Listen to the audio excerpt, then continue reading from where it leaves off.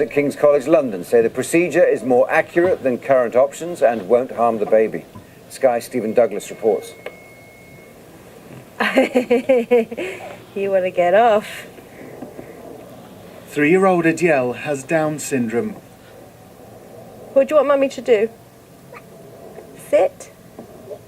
Sit, good girl. Her mum Nikki found out when she was pregnant after undergoing tests.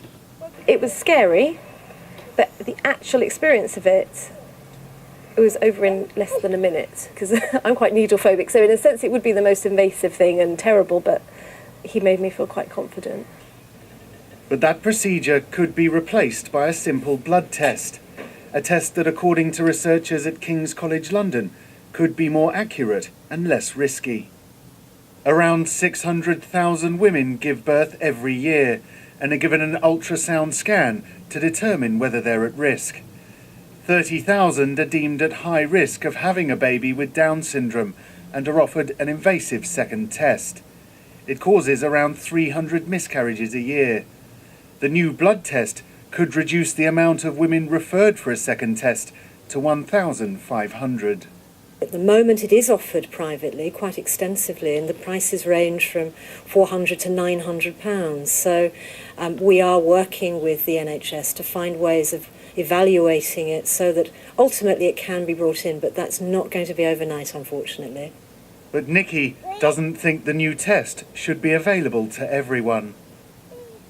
Most people, when they get that conclusion, terminate. 94% of pregnancies end in termination when you find out there's a child with Down syndrome. So what I believe this test is going to do is just going to make it more obvious to people that that's what you're meant to do. You want me to go down? The new test is still undergoing trials, but the Department of Health and mums across the UK will be watching with interest. Stephen Douglas, Sky News. Let's get more on that in our central London studio. Professor Joan Morris, the director of the National Down Syndrome Cytogenetic Register. Thanks so much indeed for joining us, Professor Morris. Thank you. What are we to make of this? I mean, the science, first of all, is impressive. There's no doubt about that. Yeah, it's great news because it is a better test than the previous screening tests. It does work better. And it's better because the previous tests were pretty unpleasant to go through and also carried some risk. No. The previous screening tests were when a woman would have a blood sample and a painless ultrasound, and then she'd be given a risk of having a Down syndrome pregnancy. The issue was that you give the woman a risk, you can't say yes or no, and in order to have the diagnostic test, that's the invasive, unpleasant procedure. What this new study shows is they've got a better way of giving women risks. They're more accurate, and it will mean that fewer women decide to go on to have an invasive diagnostic procedure. But if any pregnant woman decides they do want to find out for sure if they're carrying a baby with Down syndrome, then they will go on to have those more invasive tests. Yes. Yes. And so that we could see a reduction perhaps in those tests taking place because more people get a positive result or will be sure of a positive result earlier on. What direction does this take us in terms of pregnant mothers and their choices, though? I think it's actually not a big step. I think that screening tests have been getting better and better over time. So this is just another incremental increase, but it won't make any difference to the vast number of women, of whom there's a large number that decide not to have screening for Down syndrome. We're never saying that everyone should have screening. It's just an option. Would we see a situation now perhaps where the doctors and GPs would start pressing this test upon patients now because it's that much simpler, and at £400 I suppose it doesn't break the bank either? No, I think that previous screening tests have been just as simple. The issue with this test is it just works that bit better, but it is more expensive. But I think that the implementation will hopefully be that you'd have the first screening test that we currently have, and then women who are at a very high risk would go on to have the second, more expensive test that we're just talking about now. That would mean that more women get their screening results much quicker, and far fewer are advised to go for a diagnostic test, the amniocentesis or CVS.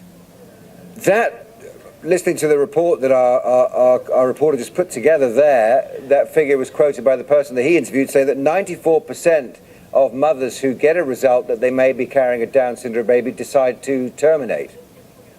Yes, in fact, the figure's lower. It's about 92%. And hopefully that figure comes from us, from women who've received a positive diagnosis of a Down syndrome baby on what their decision is. These women have decided to have an invasive diagnostic procedure. So hopefully they wouldn't decide to have that diagnostic procedure unless they'd already made up their minds what they would do with the result. So Yes. it doesn't mean that 94% of women would have a termination for Down syndrome. It's far lower than that. Yes, indeed. I was also interested to see that that the chances of carrying a Down syndrome baby radically increase the older you get. I saw a figure, you'll be able to help me out with this, 1 in 385 chance when you're 35 years old, whereas about a 1 in 30 chance when you're 45 years old. And given our society and the way it's going, that's becoming more and more relevant, isn't it, to mothers? Yes, I mean, the numbers of Down syndrome pregnancies and babies has increased dramatically, really just because of mothers delaying childbirth. I mean, where are we going? Are we turning into a society where we need to know as much as possible ahead of time so that we can move into the realms of a kind of science fiction idea of designer babies?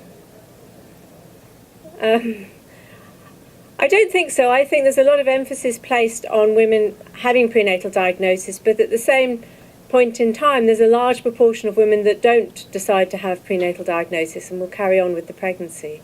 Would you And I think describe- it's really important we give everybody the same information so they can make their own decisions. Okay, Professor Joan Morris, thanks very much indeed for joining us this afternoon on Sky News. Thank you. Turkish